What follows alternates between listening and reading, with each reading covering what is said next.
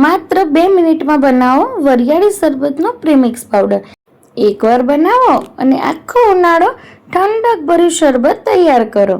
તો ચલો મારી સાથે કેવી રીતે બનાવવાનું છે તે જોઈ લઈએ. તો એના માટે આપણે જોઈશે વરિયાળી. તો વરિયાળી તો બધાને ખબર જ છે. તો અહીંયા સાકર લેવાની છે, આપણે ખાંડ નથી લેવાની.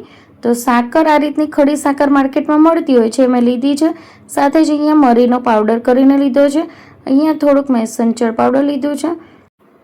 અહીંયા મેં બેઝિલ સીડ્સ હોય છે ને એને પલાળીને લઈ લીધા છે, એટલે આપણે સાદી ભાષામાં કહીએ ને તો તકમરિયા છે. અને અહીંયા મેં ઉનાળાનો ખાવાનો ગુંદ લીધો છે. હવે આને શું કહેવાય છે તમને ખબર છે? ગોંદકતીરા. તો ગોંદકતીરા છે ને એ ઉનાળામાં બહુ ઠંડક આપે છે.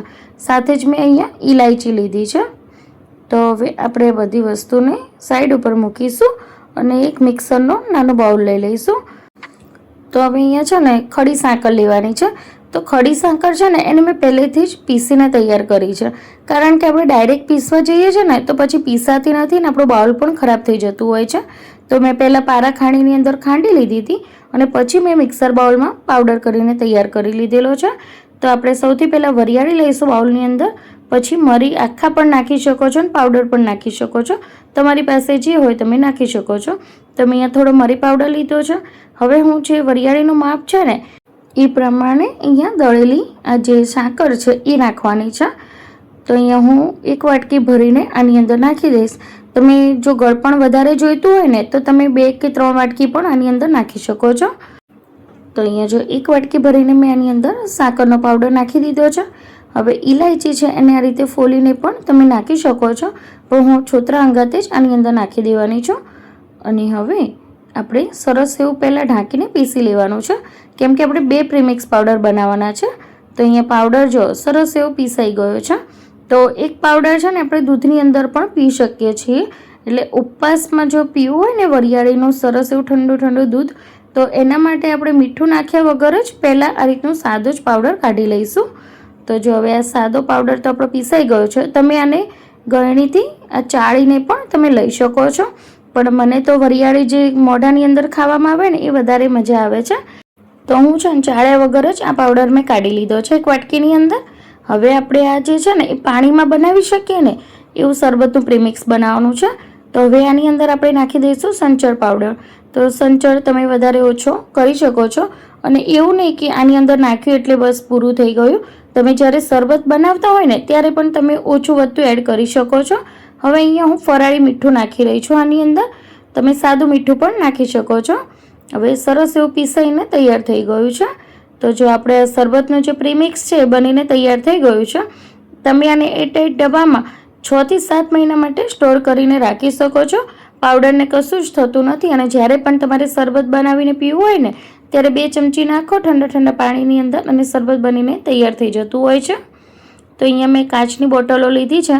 કાચની બોટલમાં છે ને સેલ્ફ લાઈફ થોડી વધી જાય છે આની, એટલે મેં કાચની બોટલનો ઉપયોગ કર્યો છે. હવે આપણે જે દૂધમાં બનાવવાનો છે ને પ્રીમિક્સ, એક ડબ્બીમાં ભરી લઈશું અને સાદો શરબતનો પણ મેં ડબ્બીમાં ભરી લીધો છે. તો બંને જાતના મેં પ્રીમિક્સ બનાવીને તૈયાર કરી લીધા છે. એક શરબત છે આપણે દૂધ સાથે બનાવીશું અને એક છે પાણી સાથે બનાવીશું. તો થોડો પાણીવાળો છે ને એ વાટકીની અંદર વધી ગયો છે, તો આપણે એનો જ ઉપયોગ કરવાનો છે. તો 2 ચમચી મેં પ્રીમિક્સ પાવડર લીધો છે કાચના ગ્લાસમાં. હવે ઠંડુ ઠંડુ પાણી નાખીશું આની અંદર. હવે જો તમને એવું લાગે ને કે આની અંદર ગળપણ ઓછું છે કે મીઠું ઓછું છે તો તમે એડ કરી શકો છો પાછળથી, કશો વાંધો નહીં, શરબત બની જાય છે. હવે આપણે ખટાશ માટે થોડું લીંબુ નીચવીશું, કેમ કે થોડું ખટ્ટું હોય ને તો વધારે સારું લાગે. તો અડધું લીંબુ મેં આની અંદર નીચવ્યું છે અને હવે સરસ એવું આની અંદર મિક્સ કરી લેવાનું છે. તો તમે આ શરબતની અંદર પણ ગોંદકતીરા અને જે આપણે સીડ્સ જે પલાળીને રાખ્યા છે ને તકમરિયા એ પણ નાખી શકો છો, પણ પાણી સાથે આ રીતનું નોર્મલ વધારે સારું લાગતું હોય છે. તો જો આપણું ઠંડુ એક શરબત આપણું બનીને તૈયાર થઈ ગયું છે અને જો વરિયાળી દેખાય છે ને ઉપર એ મને વધારે ક્રંચમાં સારી લાગે છે. હવે આપણે વરિયાળીનો મિલ્કશેક બનાવીશું. તો મિલ્કશેક બનાવવા માટે આપણે સૌથી પહેલાં આની અંદર ગોંદકતીરા નાખીશું અને પછી આપણે તકમરિયા નાખી દઈશું.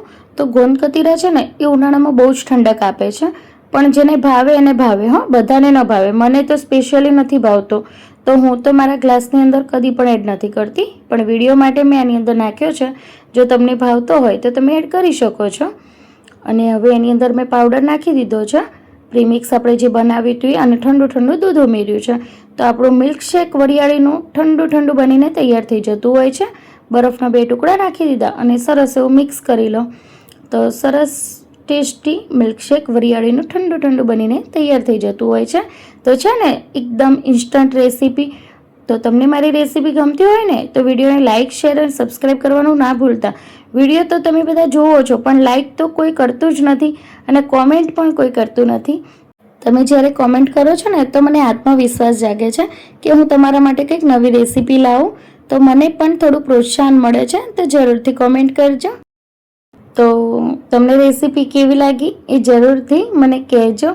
અને આ ઉનાળામાં તમે પણ બહારના કોલ્ડ ડ્રિંક્સ પીવા એના કરતાં બહેતર છે કે તમે ઘરે બનાવીને હોમમેડ આ રીતના શરબત બનાવો અને તમારા બાળકોને અને તમારા પરિવારને સર્વ કરો.